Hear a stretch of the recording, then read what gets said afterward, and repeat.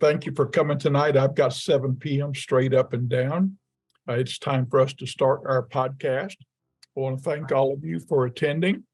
Those of you that are here and those that join us later on Facebook or join us on YouTube later. These series of podcasts is podcast 20 for our group, and we're experimenting with different levels of the paranormal and things that are associated with the paranormal. I have strictly been a ghost hunter for many, many years, and my only concern was really ghost hunting. I didn't want to hear about anything else, ghost hunting. That's all I was concerned about. But as I've gotten, now that I've been doing it for a long time, like 2007 to now, which is a little over 16 years or so, I guess, 17 years, I've come to learn that some of the other related fields have things that are tied together that make it all come together. And especially when you're going out and you're investigating paranormal events for people, sometimes you have things that go off to the side here or go off to the side there. So your expertise and your vocabulary all need to possess some things that you need to work on so you're prepared for these types of cases when they come your way. So anyway, all of the subject matter that we discuss on our podcast are what I would call controversial. Some people aren't going to like it. Some people are going to thumb their noses at it. And if you want to thumb your nose at it, it's fine. You do that. But in a couple of weeks, something's going to happen, and you're going to come back and you're going to be watching this podcast to see, hey, oh, John wasn't misleading me, and I need to know something, and I could better myself a little by getting educated about some other things. So tonight we're looking at tarot cards and tarot reading. And tonight we have Grendl Tucker with us, who is a professional tarot reader. So Grendl, with that said, can you tell us a little bit about what tarot is and what it means? Sure. The tarot cards have been being used, modern use of it. I mean, there's a lot of different places you can get tarot card readings now. A lot of people go to them to get questions answered, questions about love, questions about relationships with family, questions about work and finances. A lot of the way that the tarot cards seem to really help is that they're comprised of universal symbols that subconsciously anyone, anywhere, any time period, any race can recognize the symbols on a subconscious level. And that connection to those symbols can help you get a different perspective on the situation you're looking at, so that you do find a way through the obstacle or a way to see it differently so you can solve the problem that you're coming and bringing to the tarot card readings. In the late 80s, in college, it started as a kind of a joke. We were sitting around with some guys one night, and my roommate had a deck of cards, and so to kind of keep the party going without getting crazy, we decided to play tarot cards, and I started doing readings. And one of the fellas, when I got to reading his cards, just something came up through the symbols, and I started saying things that really I had no control over. And I was telling him that his biggest fear was that his dad would never say he was proud of him. And the fellow was quite upset. He jumped up, he was red in the face, and was like, "How do you know this?" And it's kind of at that point I realized, this needs more study. This is serious. How do I know this? I don't know. So that kind of led me on my journey. I was already kind of studying metaphysical aspects of things previous to that, very interested in nature, especially. But going into the symbols and kind of more the occult direction, this led to studying the Kabbalah. It led to studying even the witches stuff that was written in England a long time ago in the late 1800s. I mean, there's a history of spiritualism in tarot cards that I went off and studied. So I've been doing it probably now for 30 something years, 35, 40 years. Not quite Well, when a 40. person is starting out with tarot and you're thinking about getting a deck, how do you go about picking a deck, and how do you know what's right for you?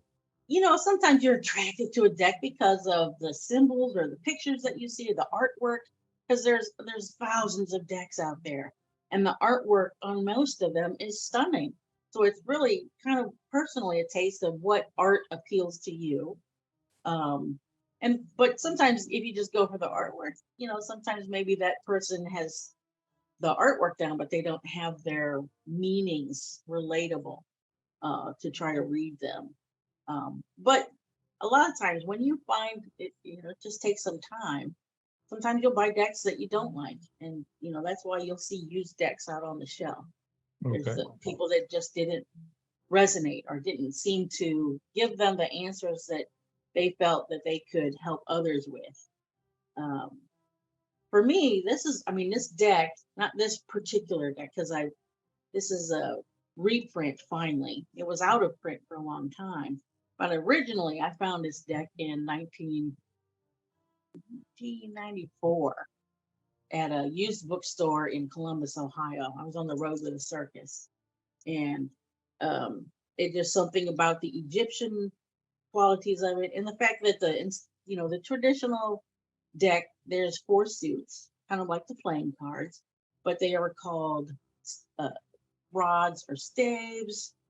They also have pentacles or coins, or they have the swords or the cups instead of the playing card symbols. This actually took it back to the elemental aspects and kind of studying that nature stuff that I was into, taking it back to earth, air, fire, and water, resonated with me very deeply. It made it clear to me as what energies the cards were trying to relate in regards to the situation that I was looking at with the cards. Okay, that's a good explanation. Thank you so much. Sure. Okay, how often should a person get a reading, do you think? I would say, definitely you don't want to get them too often. I've had the people that would go about every 6 weeks or every 4 weeks. Generally, those you're going to get time go by and understand the messages that were given to you at the readings. Some people rush it. They're calling you a week later. Why hasn't things changed? What's happening? And they kind of drive me crazy, those kinds. and the cards will confound you if you start asking the same question over and over and not getting the answer you want. The cards are just going to keep giving you weirder and wilder answers that make no sense. There is an energetic connection that they have, I believe. And so it's very, you have to take it seriously. Like I said, I do entertainment with them, but there's always some thread that someone in that evening that I'm doing entertainment is Going to take offense. There's a resonance that happens, or someone is surprised by what the cards have revealed. Yeah. Like I did some party Friday night for some teenagers, and I did this one crossing card for someone. I said, "Your mom and you aren't really getting along right now, are you?" Because he was crossed by his mother. Yeah. And, oh no. And then there was another one. It was kind of like I could see that she was like glad that she had gotten rid of something. And then there was like the male energy. I'm like, you just kicked the boy to the curb, didn't you? How did you know that? I'm like, I don't know how I know the cards now. Well, let me ask you this. I'm a dowser, for one, and I'm familiar with the mental connection that I get, the spiritual connection I get with rods. And I'm interpreting what you're telling me then is that you have this same sort of connection with your cards. Yes, yeah, and I do pendulum work as well. So yes, it is very much like that. There is, and that's why some people will you want the person who you're giving a reading to shuffle the cards. Right. So their energies kind of get in there, and you know that is going to affect them. Okay. My cards, I just happen to wear them out in such ways that it's difficult for others to shuffle. So I usually just shuffle for them. Okay. Okay. Well, how long is a reading good for when you get a reading? It kind of depends on the question you're asking. Some people are looking at, am I going to get a job next week? So you might see something that goes maybe up to 2.5, 3 weeks in the reading, but a week later when they don't get the job, they might be calling you again. But there are some readings I have done a year ahead. Oh, yeah, I remember. I did some year ahead readings for myself when I was just starting out. Mhm. And I did the whole 12 months and I wrote it all down in a little journal and then I put it on the shelf and I forgot about it. Like a Okay. year later, I happened across the journal and picked it up and started looking at what I had read. And I was just like, if I'd have had this where I could see it, July would not have been quite so bad. And then, John, the thing I did again was, I'm like, well, that worked really well. I'm going to do it again. And I swear it was like a year to the day almost that this Yeah. happened. So I Yeah. did it again and proceeded to put it on the shelf again. So Okay. after that, I decided it's not going to work for me because I don't pay attention to it. Well, if somebody's wanting to learn tarot, what's the best way for them to do it? Well, there's a lot of books, old books and new books, that have a lot of good, clear information that will help you.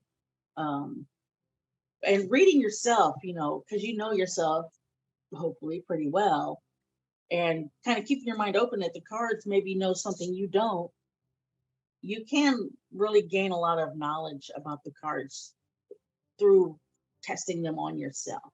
And then go to friends and family. Also, I mean, there are some great video classes out there. I think even on YouTube, you can find free demonstrations and discussions about the meanings of tarot cards. One of the greatest that I was inspired by a lot is an Irishman named Michael Cesarion, who did the Fool's Journey.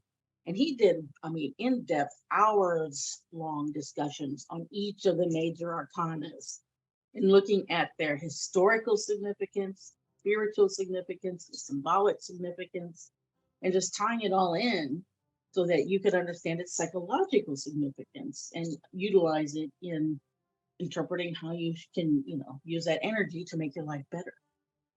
Okay. So, but I also have a tarot study group. I've had people tell me I need to teach classes, but for me, because I didn't take classes to do this, I just kind of absorbed it along the way. I was avid absorption. I bought all kinds of books. Yeah. I have books that are out of print and used books that I found that nobody else can find, and you can't find them anywhere now. Well, I've got secret information. Okay. But I was able to use it all. I think one of my best teachers was actually doing it. One of my first real jobs as an entertainment sort of / psychic reader, I was doing some online chats, and I was on camera, but this was before there was a lot of interactive camera, and so they could see me, but I couldn't see them, and it was all chat. There was no sound. Yeah. So, and since I had just sort of started the job, people were asking the same questions over and over again. And of course, I'm getting the same cards over and over again. And I was just getting bored with the meanings of those cards. So I started spreading my books around me where they couldn't see them.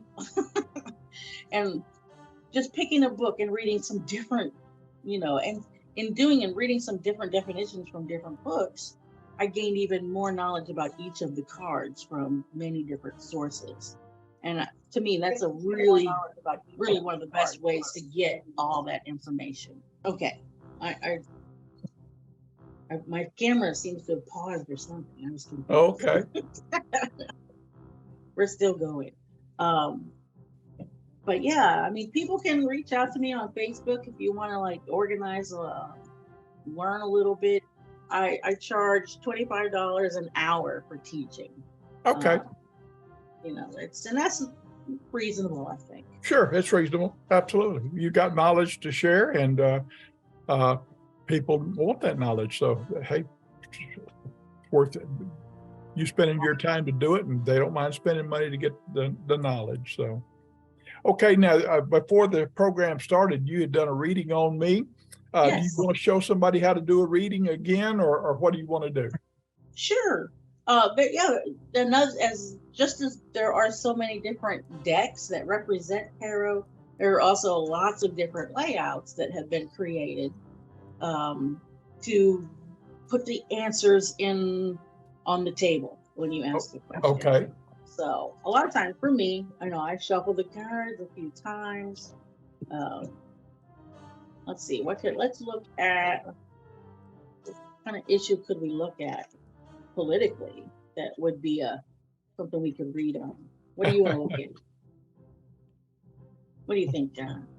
I don't know. You're getting on dangerous ground there, because okay, let's not look at political. I get so extreme with my politics sometimes. There are times I get so angry, I just want to hurt somebody. I understand that. It seems like people just don't know how to vote anymore. I don't understand. Yeah, I understand that.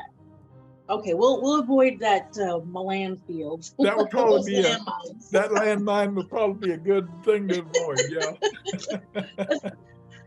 Let's look at the Astros. Will they win the World Series? That's something I'm very neutral on. So I'd love to see them do it. But at the same time, I'll have to tell you that last year when they did it, I'm involved with the American Red Cross. Uh-huh. And so we had the Astros parade last year. It happened to fall just at the same week of the Veterans Day parade. Uh-huh. And there was a huge turnout for the Astros, which was wonderful. The town supports the Astros. Of course, we need to support our Astros. But I have to tell you that the turnout for the veterans was so poor, it broke my heart. And, you have to consider that these veterans have given up, in some cases, their loved ones or part of their loved ones, or lost body parts themselves, or had a rough life since the time they made their dedicated sacrifice to our country. And they don't get recognized or paid enough. And then we go out and celebrate a bunch of young guys who are overpaid, don't know what to do with all the money they're making. they get in trouble. They don't know how to spend it. They don't know, And so to me, I have very mixed feelings over that. And I agree that, that they are talented men. They deserve recognition. They deserve to be paid well. But, when we compare it to the veterans, I think our values are a little out of kilter. Yes, indeed. Yep. Well, just answering that question, it looks like there's still some steps they have to take, and they might get to the World Series, but I'm not sure that they're going to take it. Okay. Some of this looks like there's going to be kind of a one game that they don't get it. I don't know. It's possible they could pull it out, but some of this kind of gives me a hint that they'll get there, but maybe not take the whole prize home. Oh, wow. Okay. Well, I'd love to see the city of Houston do it and win. With that said, I've got nothing against the Astros themselves or these these fine young players that are talented men, of course, in their own right. But at the same time, I just want to recognize these veterans that have sacrificed so much and gotten so little in return. Right. Let's do another little reading. That was just kind of a yes or no, and I didn't really break it down very well. So let's do another one here. Let's see.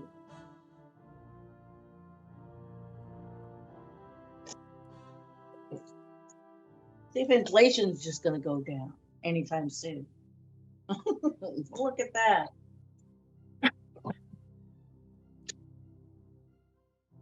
Gonna have to, environment's money.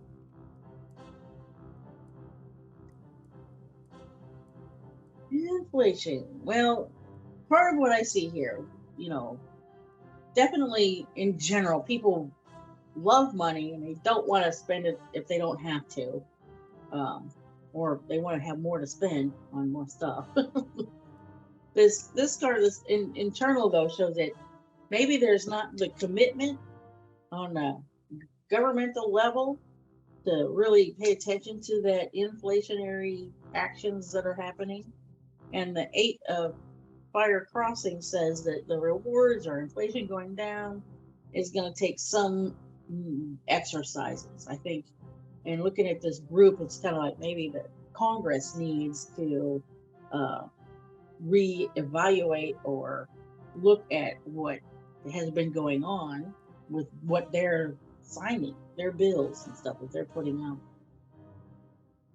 Looking at the recent past with this Ace of Earth, it shows that there are some new beginning energies that are better for economics, but it's still just the beginning. It's nothing growing fast.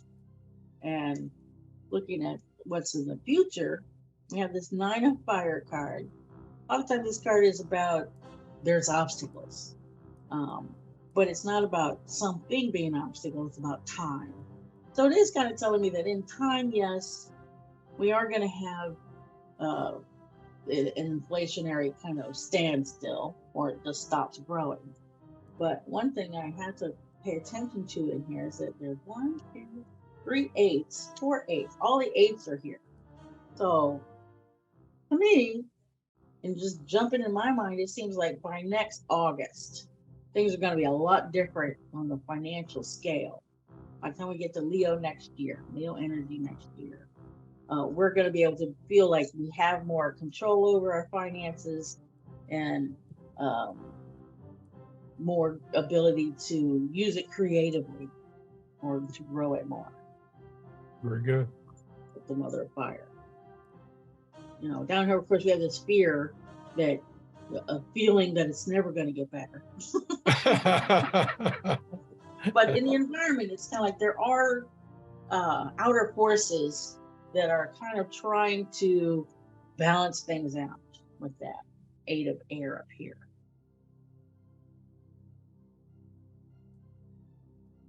That's what and that's just kind of a general reading. You know, this layout, you know, there is like some very kind of traditional layouts with tarot.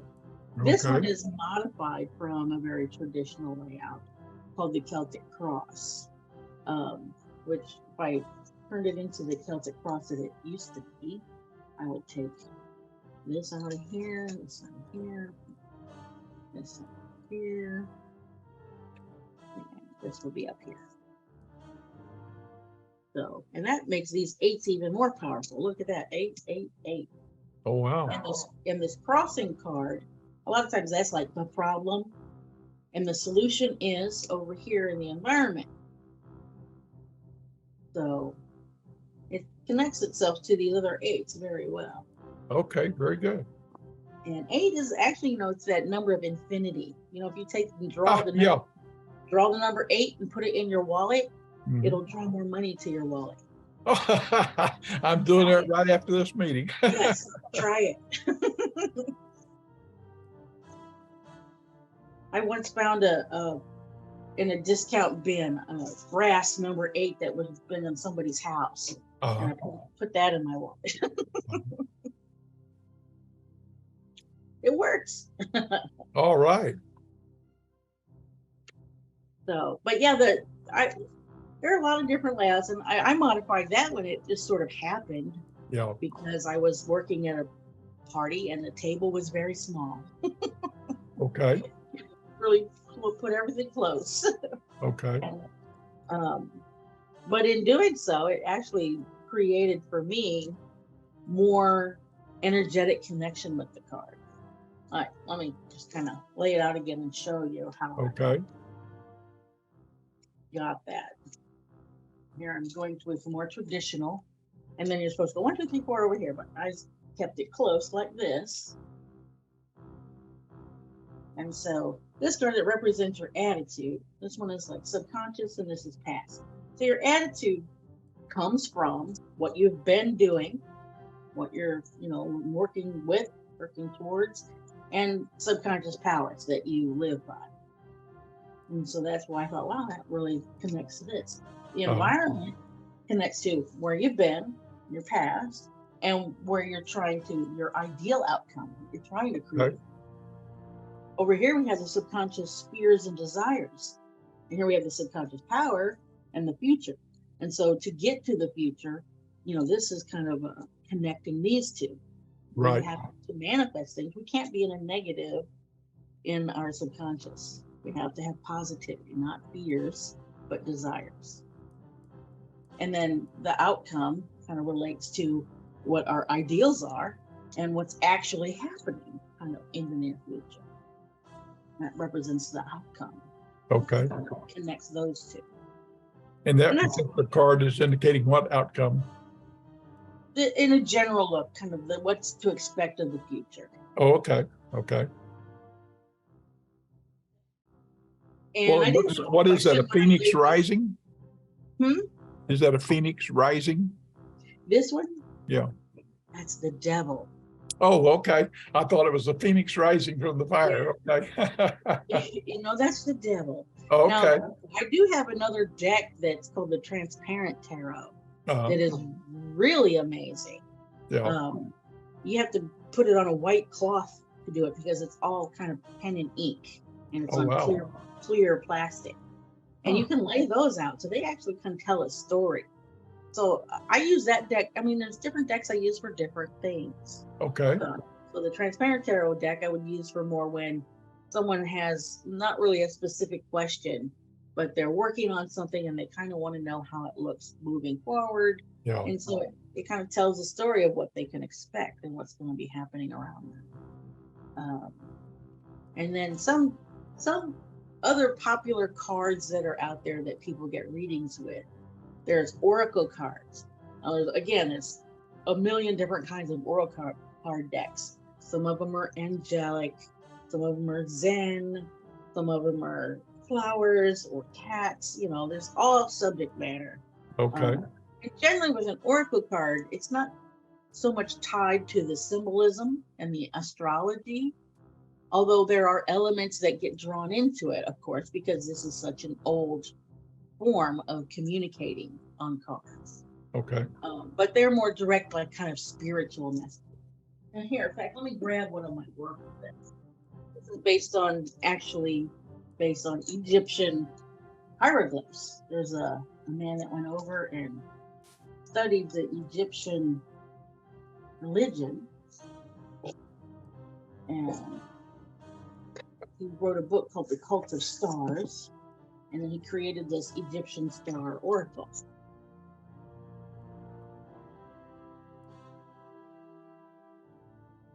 Which, with this, I mean, and it's got a lot of writing. I mean, it's a really good connection.